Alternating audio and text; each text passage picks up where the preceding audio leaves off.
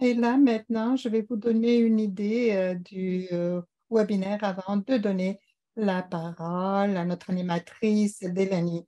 Aujourd'hui, nous allons parler de l'éducation à la citoyenneté mondiale et nous, devant le travail qu'on fait dans ce domaine. Alors, les différents conseils vont présenter le travail et puis après, on aura une séance de questions-réponses et vous pouvez utiliser la fonction QR pour poser vos questions aux intervenantes.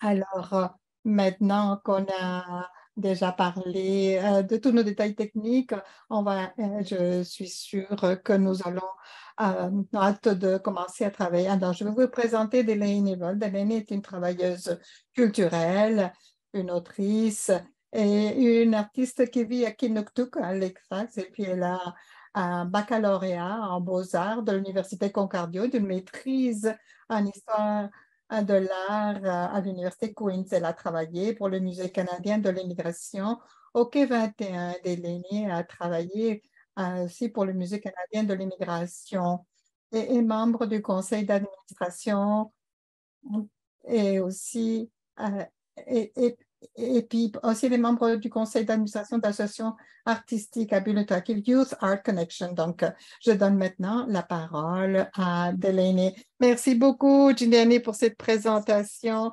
Je suis vraiment ravie d'être ici pour animer ce que je suis va être une conversation très inspirante à échanger en fait toutes les initiatives au niveau de l'éducation à la citoyenneté moderne. Je vais présenter les panélistes plus en détail, mais je commençais à remercier tous nos panélistes merveilleuses d'aller prendre en fait le temps pour être ici.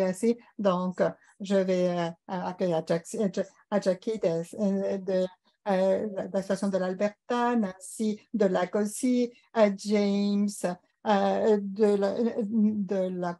la du Manitoba et Wajid. Donc, on va commencer avec Jana qui est en fait directrice de programme qui va parler des méthodologies. Donc, Jackie a travaillé dans le domaine du développement communautaire, la justice sociale et l'engagement des jeunes. Et puis, elle travaille aussi dans le développement de programmes et la mise en œuvre de différentes initiatives locales de différents groupes et aussi sur le plan national et international avec d'autres membres du Conseil, des organisations non gouvernementales. Et puis, pour l'expérience d'aujourd'hui, en fait, il nous dit elle est candidate de la maîtrise pour le développement de euh, de développement des jeunes. Puis en fait, elle est en pleine maîtrise. Donc, merci d'être avec nous, même si vous êtes sûrement très inquiétés, occupés. Alors, on va commencer par vous. Puis, merci beaucoup d'être avec nous. Donc, je vais partager mon écran.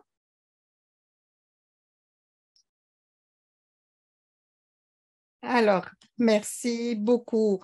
J'aimerais commencer premièrement pour remercier Adeline pour nous guider dans cette conversation et à Julianette et Matteo pour tout le travail qui est derrière de tout cela. Merci beaucoup des représentants des autres conseils et ça va être très intéressant d'apprendre les unes des autres. Mais avant de commencer, je dois en fait reconnaître que je viens de Mi'kmaqui, comme tu as déjà mentionné, que c'est en fait un territoire non cédé ancestral à des Mi'kmaq.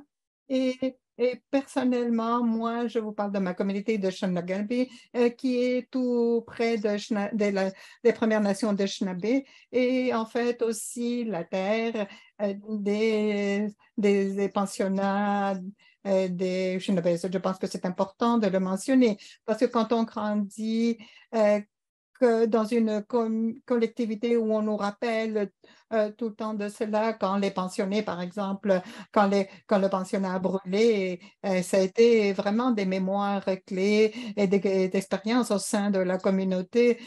Puis ça m'a amené à être influencé dans tous mes apprentissages de cela. Et ça nous amène à voir combien est important le local comme l'éducation à la citoyenneté mondiale. Alors, je voulais donc reconnaître ces aspects. Et je ne veux pas rentrer beaucoup sur le CACI, mais notre vision est en fait de faire, d'engager la population canadienne pour créer un monde plus juste. Alors, nous sommes une coalition d'individus, d'organismes et d'établissements qui ouvrent dans la région de l'Atlantique, qui se vouent à la durabilité mondiale et un environnement sain, pacifique, avec des pratiques de justice sociale. Eh bien, vous pouvez lire plus en détail sur cette vision. Moi, je travaille avec la CAC depuis 8 ans. Alors, et puis, en fait, j'ai eu quelques congés parentaux, mais là, je suis de retour au sein du CSI et puis c'est quelque chose que j'apprécie beaucoup. Maintenant, parlons un peu de l'aspect jeunesse. Nous avons d'excellents programmes, mais je vais me concentrer sur nos programmes. Nous avons nos conférences des jeunes sur la citoyenneté mondiale des jeunes de 15 à D'accord. Et puis, en fait, nous avons aussi une communauté de pratique pour des élèves du secondaire ou des étudiants qui veulent en fait apprendre quelles sont les tendances dans le domaine de la justice sociale et qui veulent apprendre sur la coopération internationale. Maintenant, on arrive à la fin d'un programme de 5 ans sur des stages internationaux pour des jeunes autochtones. On a eu à peu près 100, un peu moins de 100 jeunes qui ont participé aussi avec d'autres partenaires outre-mer. Et bien sûr, on a passé à travers la pandémie que nous avons toutes vécu. Nous sommes en 3e année de notre travail de photographie participative. Et ça, c'est des jeunes de différents pays du Sud et puis qui documentent leurs expériences à travers les photos. Et on a en fait des séminaires au niveau des photos, et puis les personnes viennent nous voir pour cela. Et nous avons également en fait différents événements au niveau de Semaine internationale de développement. Nous avons des un certificat en citoyenneté mondiale. C'est un programme, en fait, qui engage des jeunes de 15 à 17 ans et qui vendent en fait des modules d'apprentissage à des modules d'action. Et nous sommes engagés avec des emplois d'été pour des stagiaires et pour des jeunes au sein de notre collectivité dans la région qui serait intéressant à avoir une expérience plus grande.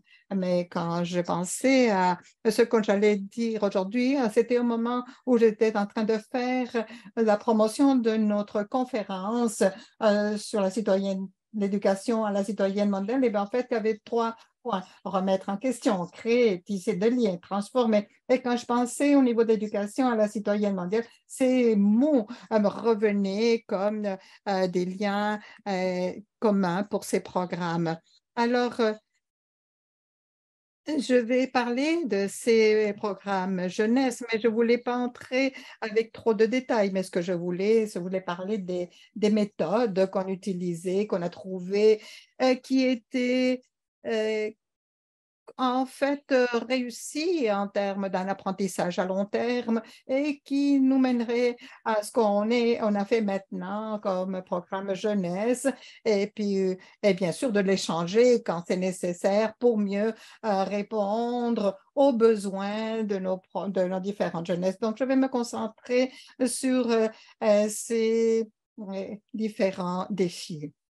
Alors, la première partie, donc les choses dont euh, qu'on a découvert et qui ont contribué à nos programmes d'éducation à la citoyenneté mondiale, c'est que nous travaillons avec des jeunes de plus en plus pour mettre sur pied ces programmes qui sont créés par les jeunes pour les jeunes d'Eleni, à parler euh, que moi je fais une maîtrise. Et oui, en fait, j'aime ça parce que c'est très en lien avec ce travail des jeunes, par les jeunes, pour les jeunes. Alors, et puis en fait, je fais un lien, mon travail universitaire et professionnel. Donc, c'est les deux mondes qui viennent ensemble. Et c'est un magnifique exemple de ce que nous faisons. C'est qu'il y a à peu près 1 an et demi, on a eu un conseil consultatif euh, qui était composé de 8 jeunes de 4 régions, les 4 provinces de l'Atlantique. Et ces jeunes, vraiment, nous ont beaucoup aidé à influencer ces programmes. Et puis, ils ont vraiment créé complètement notre programme de certificat à la citoyenneté mondiale. Alors, de plus en plus qu'on travaille avec nos internes et qui sont dans cette tranche d'âge et puis qui font partie dans ces conseils consultatifs et qui créent leur programme alors qu'après on offre aux jeunes, ça crée un plus grand engagement dans notre Ils commencent un programme concret, ils peuvent utiliser leur CV et ils peuvent présenter leur carrière professionnelle. Ils peuvent dire qu'ils ont créé un programme pour la jeunesse. Alors, ce genre de travail avec les jeunes est très bénéfique. Depuis un bon bout de temps, nous travaillons sur des programmes qui permettent aux jeunes de se diplômer. Ils peuvent commencer à 14 ou 15 ans et avancer dans les programmes si ça les intéresse. Et ce sont tous des programmes indépendants. Et nous voyons que c'est une façon d'avoir des liens plus profonds avec les jeunes. Il y a un jeune qui, au cours de la dernière année, il avait commencé comme ambassadeur des jeunes il y a 8 ans dans un programme et depuis, il passait de ce programme au conseil consultatif, il a aidé avec le programme ECM, il est devenu expert, il a fait partie de table ronde pour nous, il vient de terminer son diplôme en droit et au cours de l'hiver, il a assisté au CSW comme délégué jeunesse à New York. Nous avons 3 sœurs que nous adorons qui reviennent, une qui a commencé comme ambassadrice, elle a assisté à la conférence. Elles sont des dirigeantes de la jeunesse.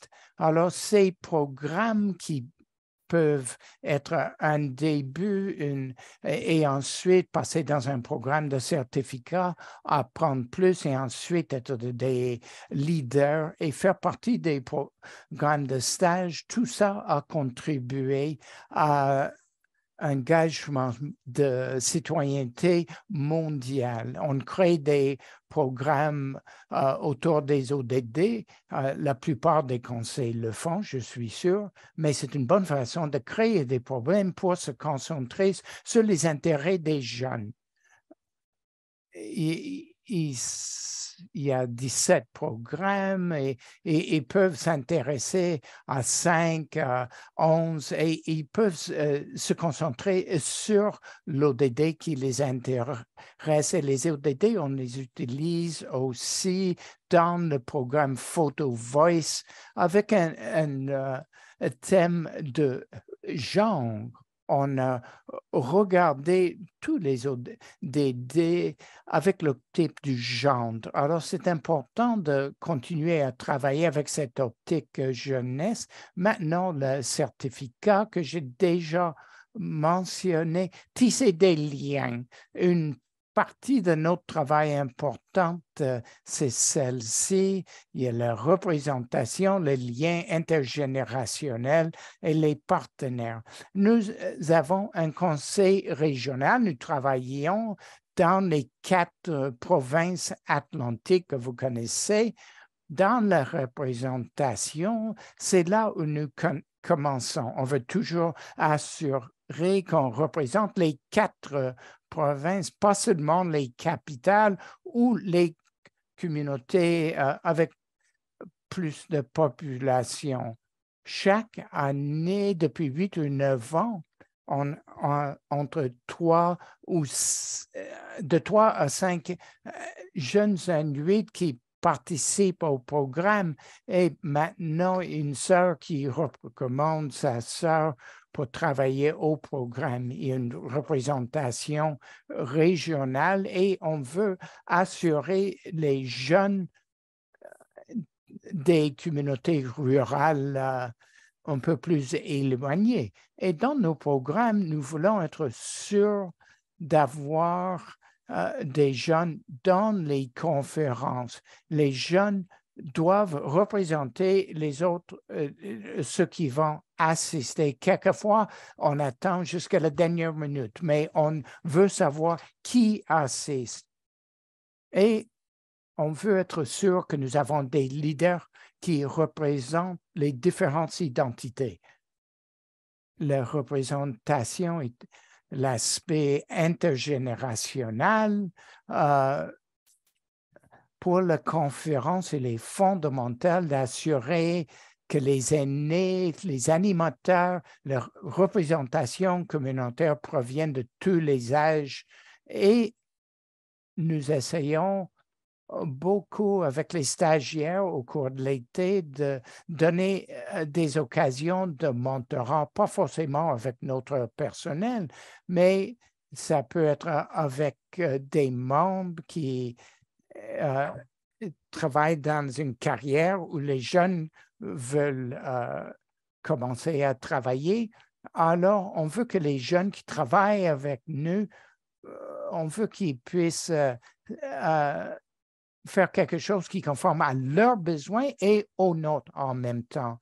Pour les liens, c'est important de mentionner les partenaires.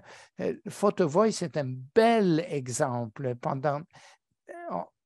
On vient de terminer un programme au Nigeria et le Girls Empowerment Network au Malawi, 10 Nigériens, 10 de Malawi et 10 de notre région.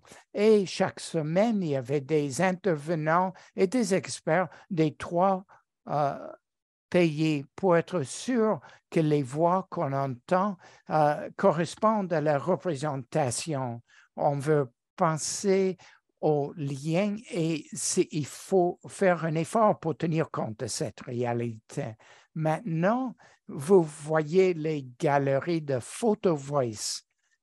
Vous allez pouvoir nous suivre dans les médias sociaux. Maintenant, la transformation, c'est une autre chose à laquelle on pense souvent. Qui sont les experts? Il y a une tendance dans plusieurs domaines de continuer à penser aux expériences valorisées. Qui sont les experts dans nos programmes? Alors, depuis quelques années, on a intégré les voix des jeunes, pas seulement dans le CM, mais aussi dans les programmes pour les membres, dans toutes nos tables rondes, pour que les jeunes puissent devenir des experts. Ce n'est pas seulement les gens qui ont des expériences universitaires, mais aussi les expériences vécues. Il y a des gens qui doivent faire entendre leur voix. Et quand on pense à la transformation et à nos programmes, on voit qu'une façon d'effectuer la transformation, c'est d'avoir des intentions claires. Et on a des intentions claires avec nos certificats ECM. Les animateurs sont des jeunes, eux aussi. Les plus jeunes nous ont dit que le fait de voir des gens de leur âge et de leur identité, c'est très important pour eux. C'est une autre façon de répondre. C'est comme une étude de réflexion ou d'outils, mais cette idée de quoi et alors et maintenant, c'est fondamental pour nos programmes. Qu'est-ce qu'on a appris? Qu'est-ce que ça veut dire? Et qu'est-ce qu'on peut faire avec? On l'utilise comme pour changer et pour... Il me semble que ça fait 10 minutes, vous pouvez me le dire si c'est le cas. Par rapport aux défis, les défis, bon, c'est important pour notre équipe de regarder nos programmes. Je regarde à notre travail ECM et la programmation peut être très personnelle, on peut être très attaché, on veut poursuivre dans un même programme parce qu'on a travaillé beaucoup, mais la question de la démarche réflexive est importante. Comment apporter des changements? Quels sont les besoins des auditoires avec lesquels on travaille? Et une chose intéressante par rapport aux défis qui nous aident à refléter les besoins des groupes, c'est dans l'évaluation. Les évaluations, on dit oui, non, on donne un score de 1 à 10, mais dans la programmation jeunesse, il y a une personne qui a une idée et il faut voir s'il s'agit d'un changement pour l'esprit, dans les compétences ou pour le cœur. Merci, Delaney. Je vous vois, je sais que le temps est écoulé. Alors, il faut chercher des façons créatives pour changer l'évaluation, pour interpeller les jeunes. Et dernièrement, je voulais mentionner le personnel. Il y a un diapo qui représente le travail avec une animatrice. Il y a on a créé des programmes et on essaie de maintenir ces idées de transformation. Quand on pense au programme, en travaillant avec le remue-ménage, nous débarrasser des vases clos et profiter des forces des uns des autres. Les questions à la fin, c'est Cassie. Alors, merci à tout le monde. Et je pense que ça va être Nancy maintenant. Bon, très bien, Jackie. C'est magnifique. Gardez vos questions jusqu'à la fin. Je vais maintenant parler français pour présenter notre prochaine panéliste, Nancy Burrows. Nancy nous rejoint du Québec aujourd'hui, où elle est chargée de programme à l'Association québécoise de l'organisme de coopération internationale comme responsable de l'éducation à la citoyenneté mondiale, alors ACM. Une féministe engagée depuis plus de 30 ans, elle a notamment été agent de liaison au sein du secrétariat international de la Marche mondiale des femmes de 1998 à 2006.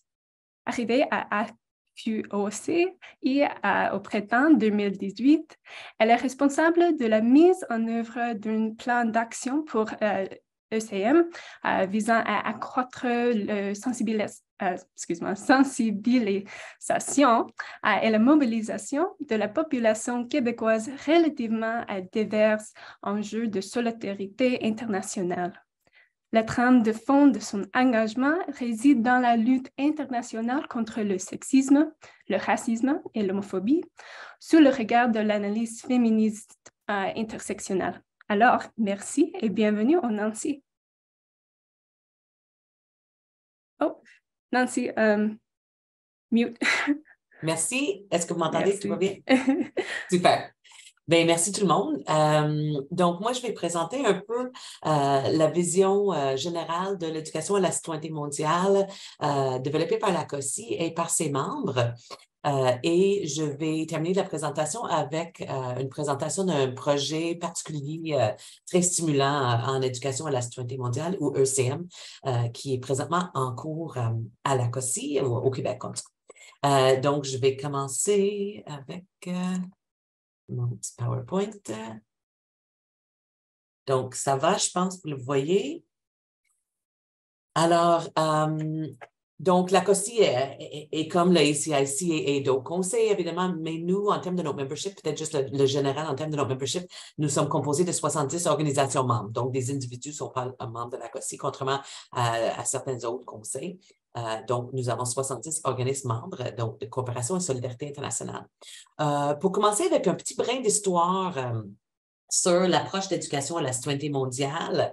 Vous rappelez qu'avec les autres conseils du RCC, il y a eu création de la ruche mondiale et d'ailleurs, je pense qu'on va pouvoir vous faire circuler après aux personnes participantes cette présentation PowerPoint et il y a des hyperliens en anglais et en français vers les références dont je parle, dont la ruche mondiale, qui est une mine d'or d'outils qui a été mis sur pied par le réseau et par les conseils.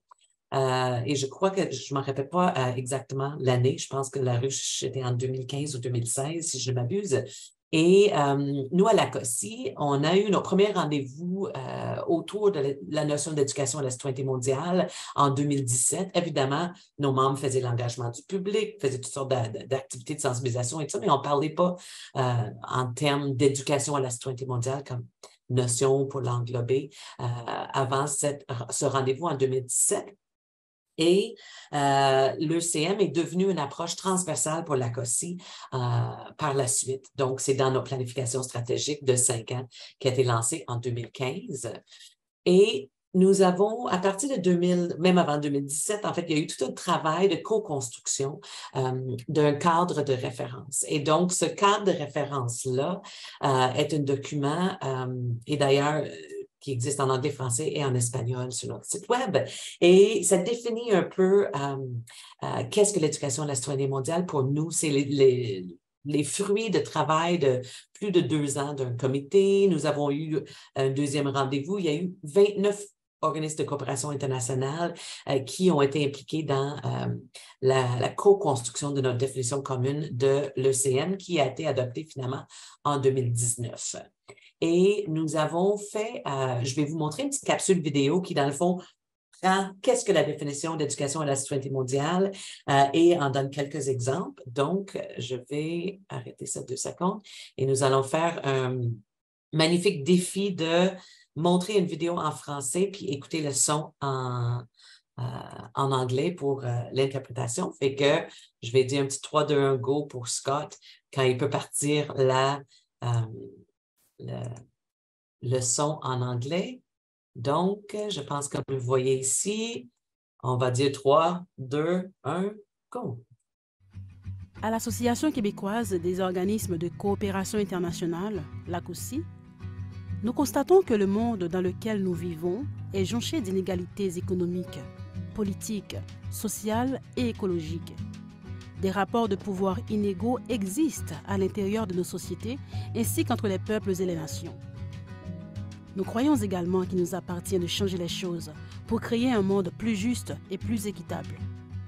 C'est dans ce contexte que la COSI a adopté, lors d'une assemblée générale en 2019, une définition commune de l'éducation à la citoyenneté mondiale.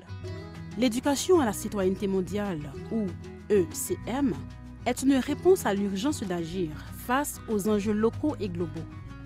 Elle se fonde sur la reconnaissance de l'autodétermination et de l'interdépendance des peuples et de leur interaction avec le vivant, sur l'engagement individuel et collectif pour la défense des droits des femmes, des droits humains et de la protection de l'environnement, et sur l'affirmation que nous sommes toutes et tous responsables du monde.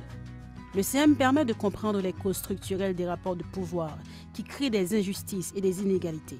Véritable appel à l'action, le CM regroupe un ensemble de pratiques faisant la promotion de la solidarité, de l'acquisition de connaissances, de la prise de conscience et d'une transformation sociale concrète et positive. Elle privilégie l'action en réciprocité avec les personnes et les communautés dans une perspective de co-construction, de savoir-être et de pouvoir d'agir. Les actions en ECM passent par 5 grands pôles. La sensibilisation, pour faire prendre conscience au grand public des multiples enjeux qui touchent à la solidarité internationale.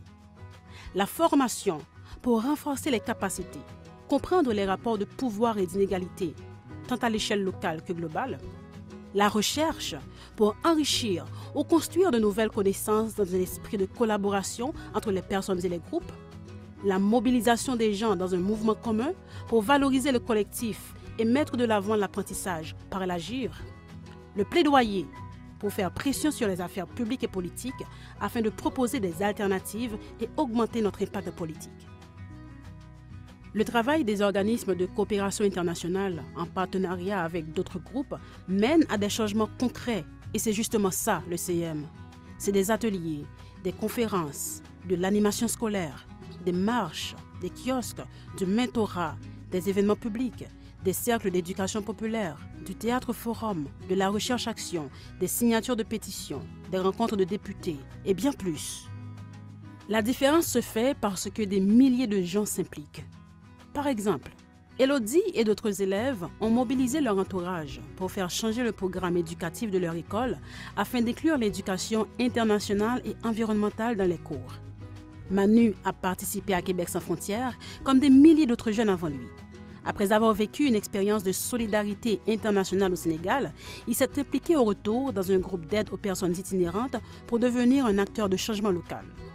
MacArthur a fait signer des pétitions et participé à des marches pour soutenir la campagne mondiale qui a contribué à l'élimination de la dette des pays les plus pauvres du monde. Aïcha et des jeunes de sa communauté ont sensibilisé les élèves du secondaire en créant une application web contre l'intimidation et pour l'inclusion. Suite à des activités de sensibilisation et divers moyens de pression, l'organisme de David a réussi à ce que leur municipalité obtienne la désignation de ville équitable. Suite à une conférence avec les défenseurs des droits des femmes, plus de Québécoises et Québécois, comme Rachida, sont maintenant sensibilisés aux injustices et impacts sur les femmes et les autochtones générés par les compagnies minières canadiennes. C'est ça, le CM. Des gens qui se mobilisent pour changer les choses dans leur milieu en développant des liens de solidarité et d'entraide. Chaque groupe et chaque individu est libre d'adapter l'ECM à ses besoins et ses réalités.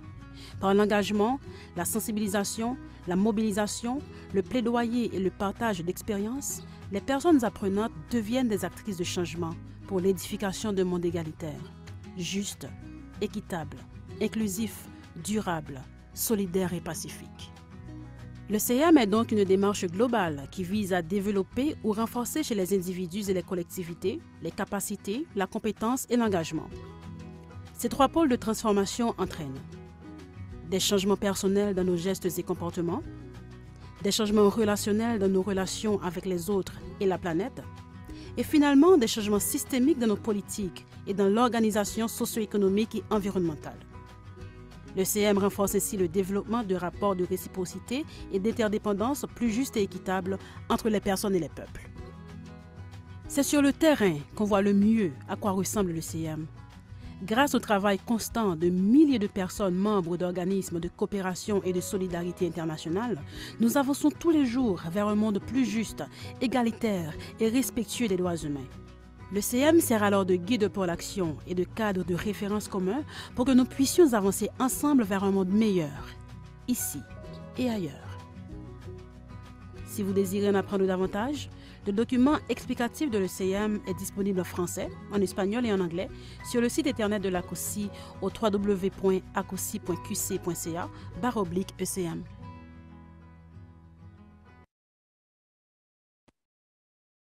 Alors, ça vous donne un petit aperçu de qu'est-ce que l'ECM selon l'ACOSI et ses membres.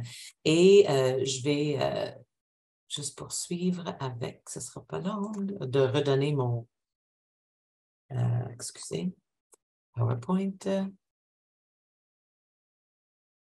Alors, oups. Voilà. Donc, je vais rapidement, dans le fond, je voulais juste vous montrer que si vous êtes intéressé à en apprendre plus sur les 5 grands pôles de l'ECM, sensibilisation, formation, recherche, mobilisation et plaidoyer, on a disponible en anglais et en français sur notre site web, donc un petit guide pour qui, pourquoi, comment, la stratégie et tout ça. Et ça, on a vu ça dans la vidéo, j'avais oublié qu'il était là. Donc, je voulais juste rapidement vous donner quelques faits saillants. Il y a 2 ans, nous avons fait un sondage auprès des membres de l'ACOSI pour voir c'est quoi leur pratique en ECM. Et en termes des populations ciblées par les activités, donc c'est la population en général, les activités s'adressent majoritairement à la population générale, suivie par les jeunes de 18-35 ans. Ensuite, bon, il y a des adultes d'âge scolaire aussi pour 63% des OCI. Et il y a évidemment, bon, d'autres que c'est juste pour des adultes et d'autres que il y a d'autres populations cibles selon les différents types d'activités. Ça peut être des activités qui s'adressent particulièrement à des femmes ou particulièrement à des personnes autochtones ou d'autres populations en particulier.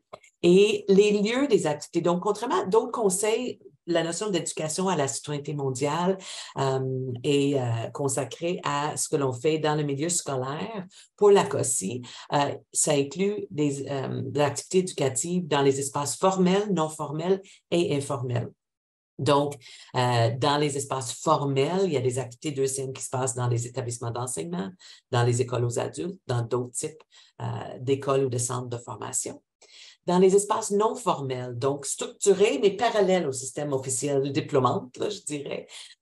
Donc, des lieux d'éducation populaire, le milieu parascolaire, d'autres milieux comme le milieu syndical ou des organismes communautaires. Et il y a aussi des activités d'éducation à la citoyenneté mondiale qui se passent dans les espaces informels.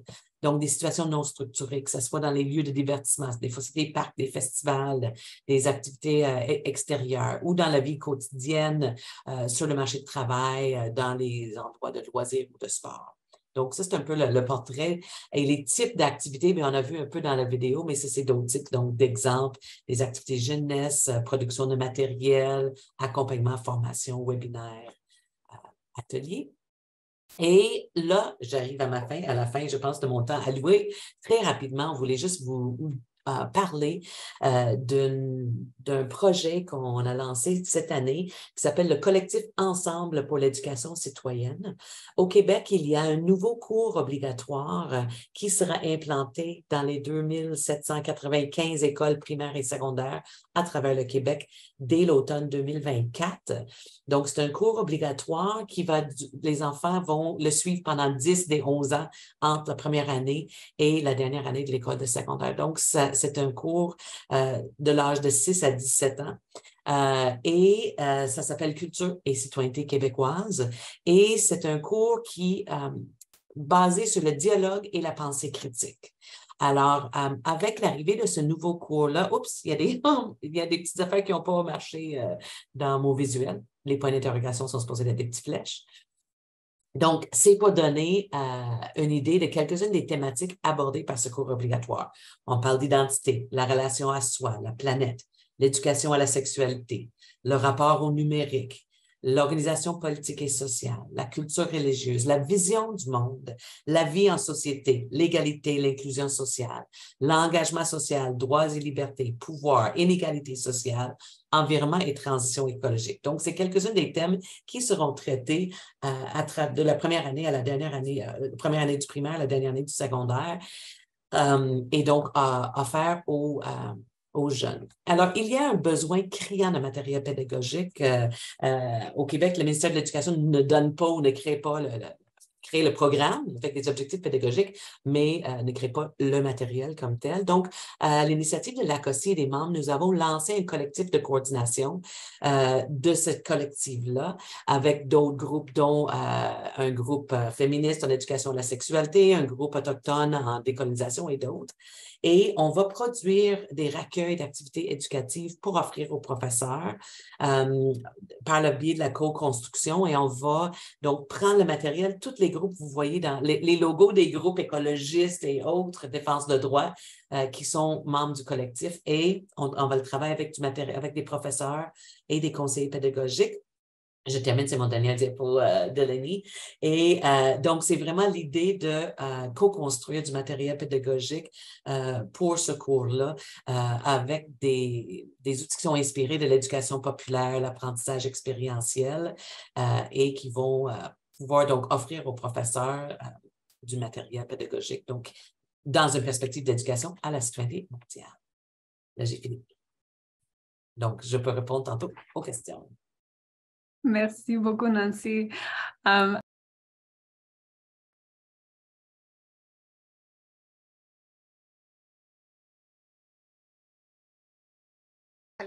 aujourd'hui, nous avons James Comson qui nous vient de du Conseil manitobain de coopération internationale, avec Aline aussi, qui vont parler un peu du travail que le James a travaillé dans le domaine de développement tertiaire et aide humanitaire depuis 18 ans. Il est enseignant, comme il a été aussi travailleur de développement communautaire au Mozambique et plus tard, il a travaillé comme coordinatrice d'engagement public pour le Canadian Food Bank. Donc, il travaille sur la sécurité alimentaire dans l'Afrique subsaharienne, dans le Moyen-Orient et aussi en Amérique latine. Et puis, en fait, c'est pour essayer d'apprendre comment faire des plaidoyers pour que le Canada soit plus actif dans le domaine du développement et de l'assistance. Alors, merci beaucoup, James. Merci beaucoup, Delaney, et merci aux autres intervenantes. Je suis très contente d'être ici. Et puis, je viens en fait de la terre ancestrale d'Anishinaabe, des Déné et aussi des Métis. Et je vais vous parler aujourd'hui sur la parole et puis les arbres. Je dirais que ce que je vais vous partager, c'est le travail de notre équipe très inspirante, de nos collaborateurs, de nos partenaires. Notre organisation fait du travail avec les écoles. Donc, je vais donner une vision générale de quel est notre travail auprès des écoles. Et puis après, on va travailler plus sur un projet spécifique qui s'appelle Des voix pour le changement. Donc, de notre travail en matière de sensibilisation, on travaille avec ce qu'on appelle le Insight, qui est des récits du monde en 360 degrés, qui commence en février-mars, a été pour sensibiliser sur des récits mondiaux, sur des enjeux de développement durable et des différents jeunes. Alors, voilà à peu près le type d'engagement. On a aussi des listes de livres, des défis de lecture qu'on envoie aux bibliothécaires et aux bibliothèques, en fait, et on les invite à les offrir pour travailler sur la sensibilisation. On a aussi du travail en classe pour travailler avec les élèves et les enseignants avec, en fait, une approche expérientielle qui parle aussi des objectifs de développement. Nous avons beaucoup d'ateliers qui sont au sein des classes et aussi on fait des adaptes et on a des sessions de formation continue pour les enseignants. Et nous apprécions de bâtir de relations. Jackie en a parlé de cet aspect qui est très important dans le travail de sensibilisation. On reconnaît les enseignants comme des enseignantes comme des partenaires stratégiques pour encourager en fait à la citoyenneté mondiale des jeunes et puis faire participer les jeunes. Donc pour nous, l'important c'est de donner aux élèves une voix en créant des concours, en reconnaissant leur réussite. C'est des élèves qui ont mené des projets d'action pour, en fait, qui vont en fait de la 12e année jusqu'à la fin du secondaire. Alors ça fait du travail qu'on a fait à ce sujet. Et là, je vais vous parler un peu plus sur les voies pour le changement. On a travailler sur la parole et qu'on a, c'était la parole dite et on l'a changé maintenant pour des voix pour le changement, pour mieux refléter les objectifs donc on a eu des participants, on travaille avec à 6 participants à la même fois et puis on a en fait des élèves de secondaire. Cette année, on a eu vraiment la joie d'avoir Aileen Collin qui est là pour travailler pour les voies de changement. Elle est avec nous, mais je vais lui demander un peu qu'elle nous apporte. Elle a fait une demande et elle a apporté en fait des attitudes théâtrales, de chant de musique et une immigrante récente d'Iran venant de ce pays avec tout ce qui se passe. Elle vient avec cette histoire, mais aussi elle s'adapte au Canada et tous les défis que cela représente. Alors, Aline a pu en fait incorporer tout cela à son poème qu'elle a écrit à ce sujet. Et donc, vous aurez ici le lien au YouTube. Alors, en fait, elle est une personne qui travaille par Zoom, qui, en fait, présente des spectacles aux personnes ou par vidéo, que ça donc, incluant en fait la semaine de développement international au Parlement du Manitoba avec plein de délégués officiels et puis du personnel du Conseil manitobain. Alors, Eileen demande à des invitations pour donner des spectacles, présenter des vidéos. On ne peut pas en fait tout vous dire maintenant, mais je vais mettre des liens ici dans la boîte à clavardage et aussi dans le programme Up to Speed de CBC. Et puis, ce programme radio a été vraiment qui en fait a été découvert par une personne qui travaille à CBC, mais qui a fait partie de ce programme de Voix pour le changement. Alors, c'est comme ça qu'on a. Et puis, en fait, la semaine de développement international et dans le domaine des spectacles qui a été aussi à Winnipeg. Alors, certains aspects de ce qu'on appelle la poésie slam. Donc, tous ces aspects sont en fait basés sur la passion des jeunes, l'inspiration des jeunes, et qu'il s'agit d'un engagement dans les espaces artistiques qui donc engagent les personnes par l'intuition, la créativité, l'imagination. Et puis, en fait, c'est des activités qui nous touchent et en nous émouvant, bien sûr, on crée un changement. Donc, la logique et la science, c'est sûr, c'est la base de ce que nous faisons, mais quand nous sommes touchés au niveau de nos émotions, on touche beaucoup à nos parties de l'imagination, en fait, un départ pour le changement social. Je vais partir d'un tiers, c'est en fait le développement de l'expertise. Nous travaillons avec Steve Locke, qui est un consultant, qui était un partenaire de notre organisation pendant de nombreuses années, qui nous a présenté avec la poésie slam ou la parole dite. Donc, c'est le travail auprès des jeunes. Donc, il est profondément engagé vis-à-vis des jeunes et j'ai eu une très belle entrevue sur la poésie slam parce que ça a un effet très fort sur les jeunes. Et donc, c'est en fait un spectacle en direct, c'est un lien émotif avec le public. Steve a créé un environnement propice à la créativité, bien sûr, il y a du risque de la vulnérabilité, mais bien sûr, il apporte sa propre vulnérabilité, donc ça crée comme un entourage de confiance. Et donc, c'est une approche participative.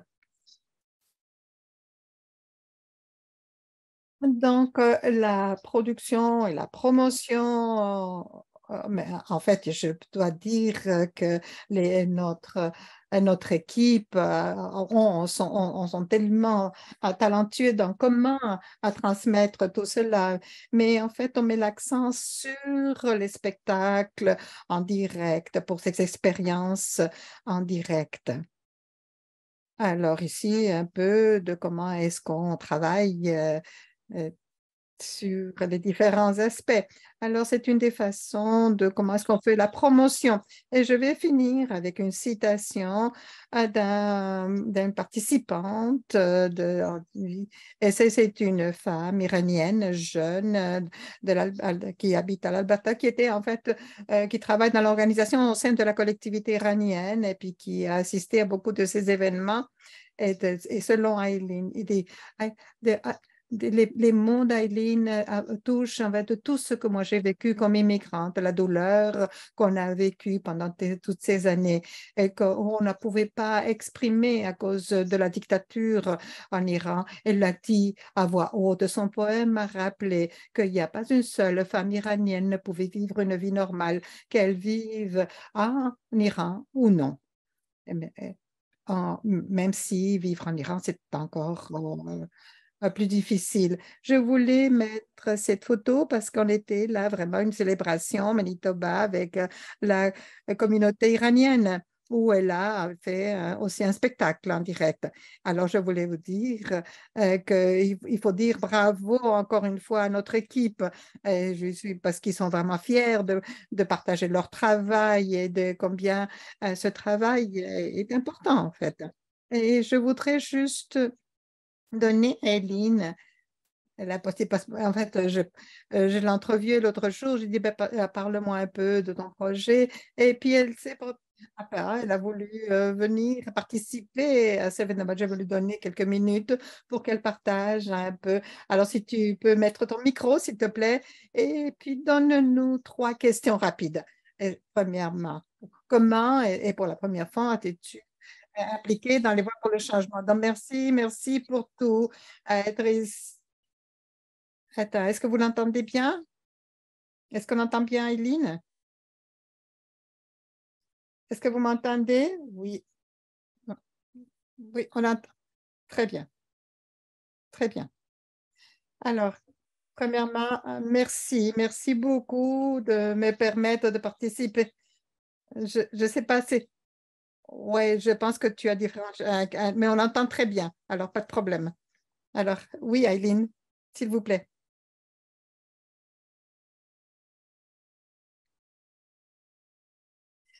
Non, non, désolé. Comment est-ce que j'ai entendu sur ce projet? En fait, ma prof d'art présente des occasions dans le site web de l'école et je l'ai vu. Et puis, j'étais toujours passionnée par la poésie comme iranienne. J'ai toujours participé dans la défense des droits de la personne et je voulais aider quelque part. Là, je me suis dit, bah, tiens, c'est une occasion excellente. C'est des arts en même temps que c'est les droits de la personne. Et je ne savais pas que ça allait être quelque chose de grand. Je pensais que quelque chose de petit. Mais après que j'ai vu que c'était pour YouTube, je dis, mon Dieu, alors j'étais très contente d'en faire partie, vraiment. Et comment est-ce que ce projet a aidé à ce que tu comprennes ce que veut dire être une citoyenne mondiale? Ça m'a fait réfléchir beaucoup parce qu'avant de venir, comme vous avez mentionné, hein, comme femme iranienne, c'est quelque chose à laquelle on fait face à tous les jours. Et quand je suis venue ici, ben, j'y pensé encore, mais j'ai dû réfléchir sur comment ça existe encore dans certains endroits.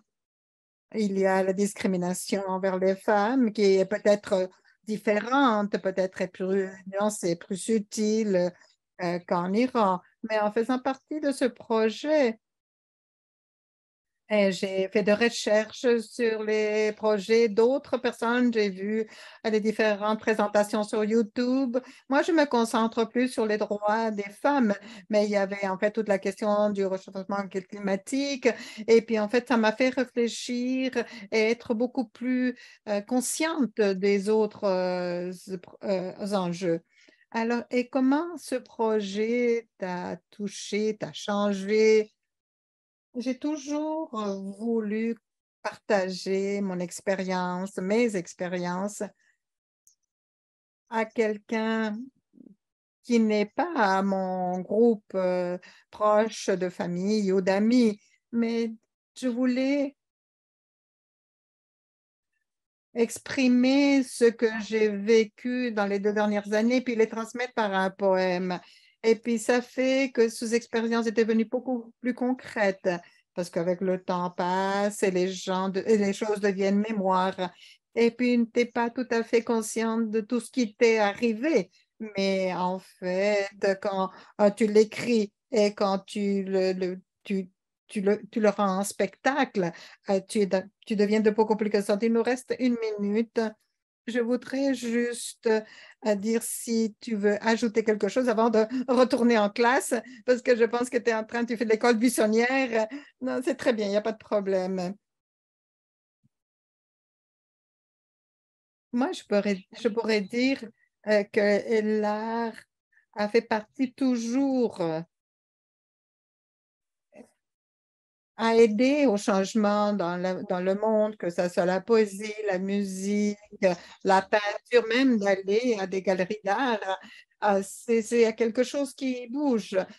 Par exemple, quand ce qui se passe en Iran, ça va être toujours des choses très importantes. Et puis, et- et la poésie va être toujours importante quand il y a des choses qui se passent comme ça en Iran. Je ne sais pas si Aileen pourra être là pour les questions, mais le temps file. Alors, c'est bon. Merci beaucoup, James, et merci beaucoup, Aileen, pour en fait d'être venu comme ça.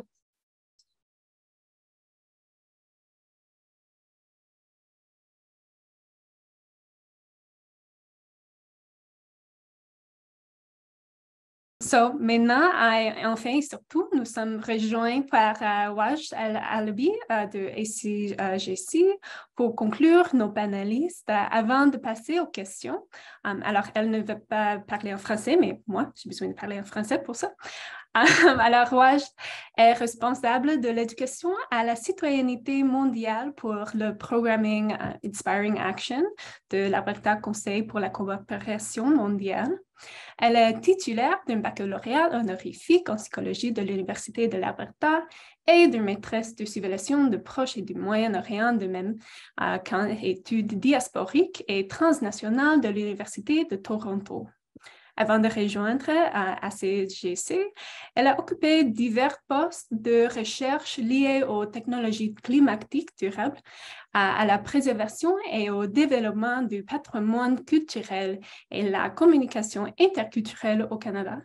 Elle est professeure d'anglais langue seconde et a enseigné et travaillé bénévolement pour la Croix-Rouge libanaise et diverses ONG au Moyen-Orient. Elle continue d'explorer la manière dont le patrimoine culturel peut être intégré dans les projets de développement international, mobilisés pour promouvoir la paix dans les sociétés sortant d'un conflit et promu dans les écoles canadiennes pour inspirer à la fois des élèves et les enseignants. Alors, merci beaucoup, Wajd, et vous pouvez commencer. You can start. Thank you.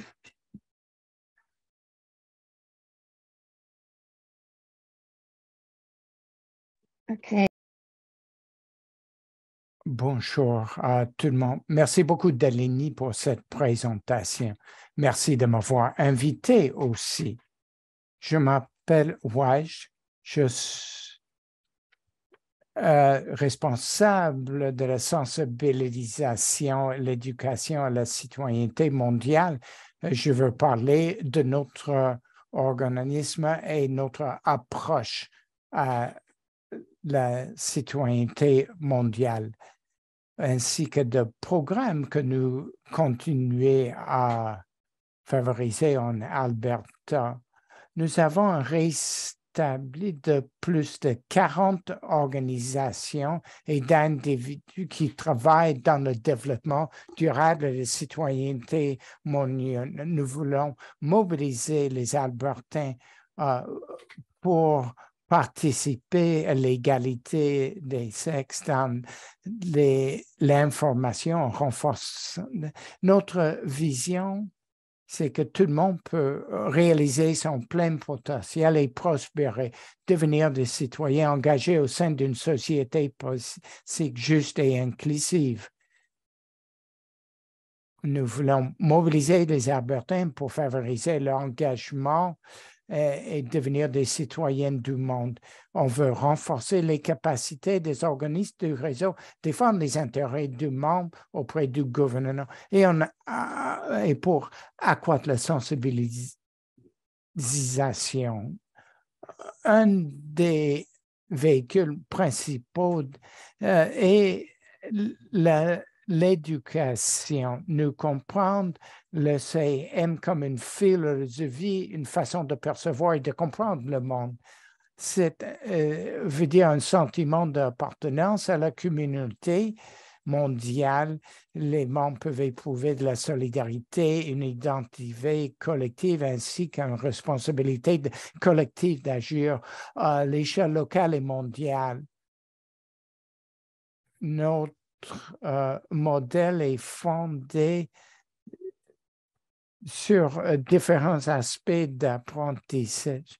Et quand ces idées sont mises en œuvre dans ces trois domaines, les résultats et l'engagement vont être plus forts. Nous voyons cette éducation comme programme, conversation, ressources et guides qui permettent aux enseignants et aux jeunes d'incarner ce concept. Deux des programmes principaux pour les jeunes de 18 à 24 ans sont sur les ODD et le programme Global Connect. En février, ce programme devait donner des occasions aux jeunes de remplir le mandat des ODD et donner la possibilité de se rencontrer et engager dans un dialogue significatif, collaborer et agir par rapport à des questions qui les passionnent. Ils ont eu la possibilité de renforcer leurs compétences personnelles et professionnelles, apprendre auprès des mentors et apprendre pour servir leur communauté. 49 jeunes ont terminé le programme. Un deuxième programme est Global Connect, qu'on dirige depuis 2010.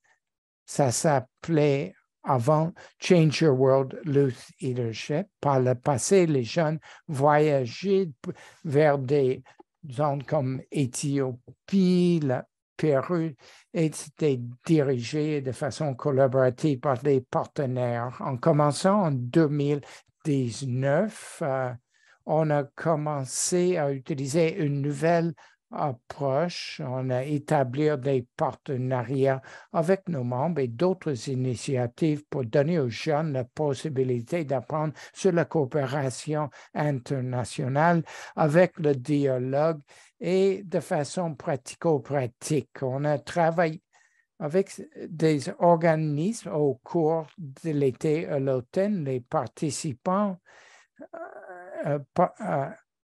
ont des activités avec des conversations sur des apprentissages qu'ils ont eus tout au cours de leurs expériences. En plus des programmes pour les jeunes, on se concentre sur les jeunes dans les écoles primaires et secondaires et avec les enseignants. Ça comprend des ateliers et ces ressources sont celles qu'on offre actuellement.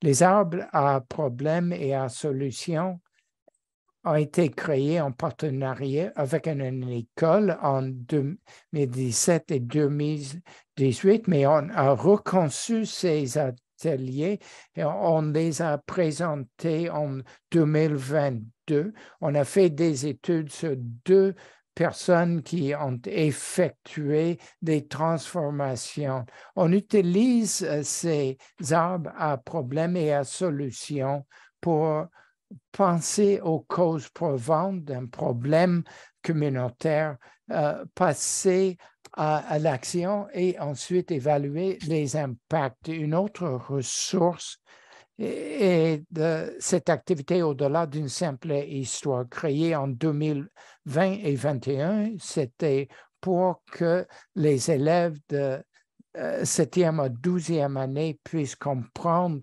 comment cette réalité peut toucher leur propre vie. Les élèves peuvent mieux comprendre les complexités des défis communautaires. Chaque étude,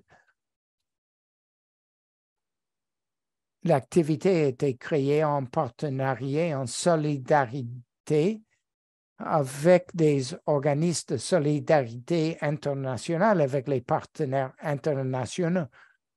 Par exemple, avec des femmes en Afghanistan et aussi avec CAWST. La troisième chose, James l'a déjà mentionné, ça s'appelle A Better World is in. Après le déploiement rémissif du Dôme Insight dans les prairies, on a changé le contenu et les ateliers pour donner l'occasion aux écoles de continuer à travailler avec le contenu d'une façon nouvelle. Ça veut dire créer ces écrans qu'on pouvait connecter aux maisons pour que les étudiants regardent ces présentations. On veut concevoir et préparer des ressources pour que les enseignants puissent avoir accès à ces ressources eux-mêmes et les utiliser. En plus des ressources physiques dans les ateliers, dans les classes, nous avons une communauté de pratique, une table ronde une fois par mois. Ça a commencé au printemps de 2020, quand la COVID a commencé. On a commencé des réunions avec les profs pour les soutenir et pour l'engagement. Ça a commencé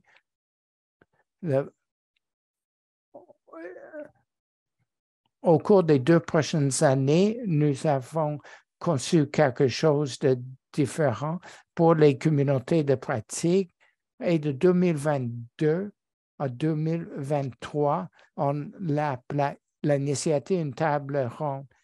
On s'est concentré avec le contact des organisations et les enseignants qui se réunissent entre octobre et juin, 6 ou 7 fois, et parlent du dialogue délibéré. Nous avons aussi une présence annuelle dans des conventions partout dans la province avec des ateliers pour enseigner aux enseignants comment utiliser les différents outils et ressources. Et voilà ce que nous avons pour vous aujourd'hui. Je serai heureuse de répondre à toutes questions. Merci beaucoup de m'avoir écouté. Maintenant, on va passer aux questions. Si vous voulez poser des questions, vous pouvez les placer dans le chat et on va vous pouvez prendre une question pour écrire vos questions. On peut commencer si tout le monde est là. Je voudrais savoir, pour ce genre de travail dans l'enseignement et les liens avec les jeunes, est-ce que vous trouvez que la pandémie et la transition au télétravail commence à toucher ce que vous avez fait? Est-ce que vous avez eu des apprentissages que vous allez utiliser à l'avenir, ou est-ce que vous êtes simplement content de pouvoir retourner au travail en personne en sortant de cette urgence? Est-ce que vous avez des idées sur la façon dont ça a touché ce que vous pouvez faire? C'est un peu une question ouverte. Je ne sais pas si quelqu'un veut essayer de répondre. Oui, Nancy. Moi, je peux répondre pas nécessairement en lien avec les jeunes, parce qu'à la COSI, c'est pas nous qui intervenons directement auprès des jeunes, mais c'est nos membres qui le font auprès des jeunes. Mais quand je pense à d'autres types d'activités d'éducation à la citoyenneté mondiale qu'on fait depuis le début de la pandémie à la COSI, je pense à nos formations, je pense à l'école féministe que nous organisons, par exemple, et le fait de le faire virtuellement a permis à des partenaires du Sud de participer à nos activités d'éducation à la citoyenneté mondiale comme ce n'était pas possible par le passé.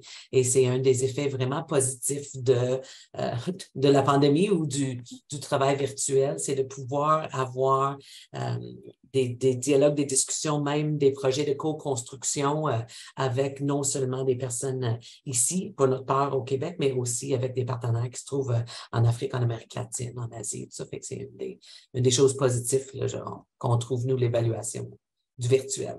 Oui, bien sûr, merci.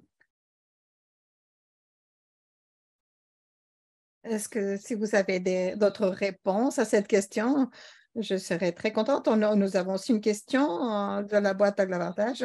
Alors, c'est combien d'enseignants, enseignantes vous avez dans votre réunion de table ronde? Est-ce que vous avez un membre de votre conseil qui participe à ces tables rondes? Merci pour cette question, Amanda. Nous avons maintenant 40 enseignants et enseignantes qui sont inscrites à notre table ronde et nous avons à peu près de 10 à 20 en moyenne. Des fois, c'est un petit groupe, d'autres fois, on a 20 qui se réunissent. Et donc, l'animateur, c'est Bill Howe de Seton, qui est un éducateur et puis qui a participé depuis longtemps à l'éducation, à la citoyenneté mondiale. Mais en plus de ça, l'animation qu'on fait, on invite aussi des personnes comme on a eu la docteure Catherine Van Castle qui vient de l'Université de l'Alberta et maintenant est au Texas. Et on travaille beaucoup au niveau de la gestion, de la théorie de la gestion auprès des étudiants. Alors, d'habitude, on commence par une présentation par un ou une experte et puis après, on anime l'échange. Si. Je ne vois pas d'autres questions. Alors, s'il vous plaît, si vous en avez une, s'il vous plaît, faites-la. Alors, très bien, ça, on a répondu à la question. Alors, je vais continuer à poser mes propres questions, mais je me demande si, au niveau de l'éducation à la citoyenneté mondiale, est-ce qu'il y a des moyens, et puis c'est une question ouverte, hein, n'est-ce pas, si vous voulez y participer de façon spontanée. Et bien sûr, on parle beaucoup de paternalisme quand on parle de développement international de façon générale. Est-ce qu'il y a d'autres façons qu'on peut aborder cette question au sein de votre organisation, que vous êtes très consciente de comment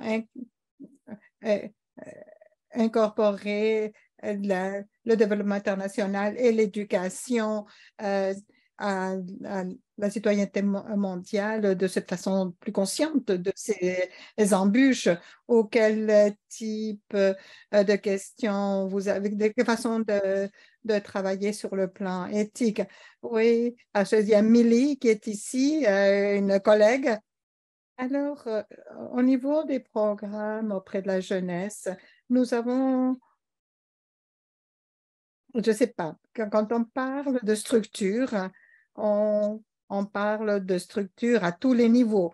Donc, quand on parle aussi des ODM, ben, on parle des Nations unies, quels ont en fait les pour et les contre des Nations unies comme organisation, des systèmes au niveau des institutions universitaires, des organisations sans but lucratif. Alors, on essaie d'avoir ces conversations avec les jeunes parce qu'en fait, tout système doit être examiné à grande échelle ou à moins grande échelle. Et parce qu'on voit les bonnes choses et les choses moins bonnes. Et je dirais aussi qu'en termes de nos certificats de citoyenneté mondiale, en fait, nous avons nos 3 modèles d'apprentissage. C'est l'intersectionnalité anti-oppression et les réalités autochtones. Donc, je pense qu'on touche à ces choses en s'assurant qu'on se concentre aussi sur les questions qui ont un effet local, qui ont un impact local, et puis après faire le lien avec le mondial. Et puis aussi d'avoir des espaces de caucus, des espaces sécuritaires d'identité, par exemple. On avait, par exemple, un programme qui est pour les femmes ou par des bispirituels. Et donc, ces conversations étaient très différentes que les conversations qui se font dans d'autres programmes. Donc, au niveau de la programmation, au niveau des espaces qu'on offre, des conversations que nous provoquons, touchent à ces questions. Nous avons une question dans le chat qui vient de Bill Ham. Et puis ça, c'est pour James. est-ce qu'il y a un plan pour Aline et d'autres artistes s'ils peuvent reproduire en fait une anthologie, une collection de leurs poèmes que j'aimerais beaucoup utiliser dans ma classe? Alors, je pense que c'est une très bonne question, n'est-ce pas, James? Oui, nous les avons recueillis sur dans nos productions qui s'appelle Spoken Words Production. Je ne sais pas si on les a publiés, mais je pense que c'est une très bonne idée. Nous avons encouragé d'avoir un concours de poésie, par exemple, mais je serais très contente de soulever cette question avec mon équipe, ça c'est sûr. Alors, on va sortir d'ici avec une nouvelle publication. Donc, nous avons une autre question pour Jackie, cette fois-ci, qui vient d'Amanda. Comment est-ce que vous choisissez votre comité consultatif des jeunes? Est-ce que vous les nommez ou est-ce que les jeunes ils font une demande? Premièrement, il faut faire une demande. Et comme on essaye d'avoir un programme sans barrière pour recevoir autant de demandes possibles. Donc, on n'a pas eu avec une demande avec des références. Non, c'était des questions très simples sur leurs intérêts. Et nous avons eu 8 jeunes de chaque province pour avoir une représentation régionale. Et puis, on avait 4 jeunes qui étaient entre 15 et 18 ans et 4 qui étaient plus jeunes. Donc, on avait les différentes tranches d'âge pour partager les expériences. Quand au processus de sélection, on a eu un jeune qui était dans le personnel, qui travaillait avec nous, et puis aussi un autre jeune qui avait travaillé déjà avec nous avant. Donc, et donc, comme toujours,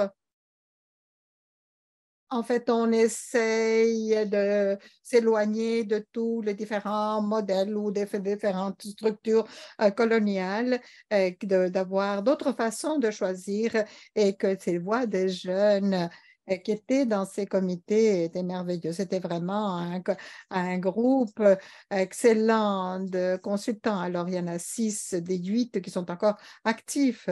Merci, merci, très bien. Très bien, alors maintenant, on va finir notre séance des questions. Je ne sais pas si vous avez ici des questions de minutes. Et en fait, Judy Annette, c'était une question. Elle se posait la question, quelle a été votre expérience de faire le lien entre le local et le mondial dans votre expérience d'éducation de la citoyenneté mondiale? Alors, j'aimerais peut-être d'avoir des idées de Nancy, de Wedge,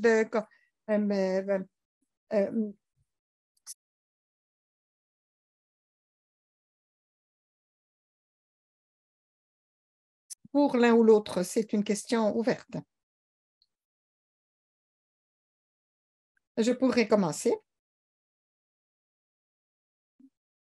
Nous avons trouvé qu'il est difficile des fois pour les jeunes ici de sentir que des enjeux mondiaux sont pertinents pour eux parce qu'ils trouvent c'est que des choses éloignées, ils se sentent à une distance. Alors, quand on établit ces programmes ou qu'on crée ce qu'on essaye de faire, c'est d'avoir un échange où des jeunes de l'international viennent participer à nos programmes. Et de cette façon, ça donne une perspective en Alberta, par exemple, où beaucoup de jeunes n'ont pas eu l'occasion de voyager à l'extérieur du pays, qui n'ont pas pu vivre ce type d'expérience. Mais aussi, je pense que le fait de travailler de façon intentionnelle quant à quelle est notre cible, à qui on adresse notre programme, pour savoir que les personnes nouvellement arrivées sont bien informées, que tous ces programmes existent et que nous voulons qu'elles participent. Ça, c'est quelques stratégies que nous déployons pour essayer de faire le lien entre le local et le mondial. Oui, c'est très bien. Je ne sais pas, Nancy, si tu as une... Ça dépend si c'est de façon globale ou avec les jeunes. Là, c'est sûr que si on parle, je pense que souvent, des échanges individuels, si on parle des jeunes ou si on parle aussi des adultes, la rencontre de personnes, la rencontre entre personnes de différentes parties de la planète, que ce soit des personnes ici ou ailleurs. Je pense que c'est souvent quelque chose qui a un impact sur nous, mais aussi la question de, lorsqu'on fait des analyses des rapports de pouvoir ou lorsqu'on fait des analyses plus globaux, de toujours faire le lien entre qu'est-ce qui se passe ici, qu'est-ce qui se passe ailleurs.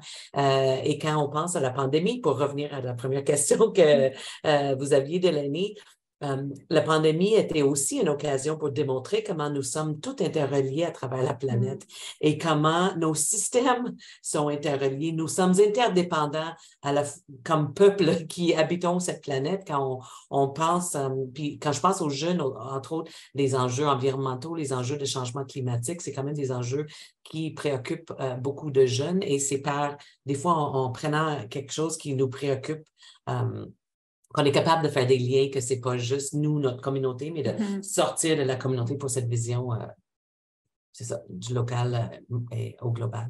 Oui, c'est vrai. Absolutely. C'est vrai d'avoir ce type de conscience que le monde va affecter ta vie sur un niveau micro, ça donne... ça fait que les gens se réalisent d'une façon plus forte. Alors, merci. Donc, je vais passer maintenant la parole à Judy Annette qui va en fait conclure. Mais avant de quitter, je voudrais vous dire un grand merci à nos panélistes et à Eileen qui a dû quitter pour revenir à sa classe, mais c'était merveilleux de l'avoir avec nous. Alors, merci infiniment. Alors, je donne la parole à Judy Annette. Merci beaucoup, Delaney. Et merci à tous et toutes. Ça a été vraiment très intéressant. J'ai pris de copieuses notes. Alors, merci d'avoir pris le temps d'être avec nous. Si vous voulez avoir plus d'informations sur le sujet, vous pouvez aller au site web des différents conseils ou notre site web. Et donc, on va afficher d'autres événements qui vont être en lien avec cela et que vous allez être les invités à participer. Je voudrais remercier tous les panélistes pour vos idées, vos perspectives qui étaient extrêmement intéressantes. Et merci Delaney pour vraiment animer cette conversation. Et à Matteo, qui n'est pas là, qu'il est en fait en arrière, mais s'assure que tout fonctionne très, très bien. Alors, merci beaucoup. Et puis, j'espère... Et puis, on va obtenir un autre webinaire à l'automne. Alors, gardez un œil sur cela. Puis, merci beaucoup. J'espère que vous allez avoir une très belle journée. Merci à tous et à toutes.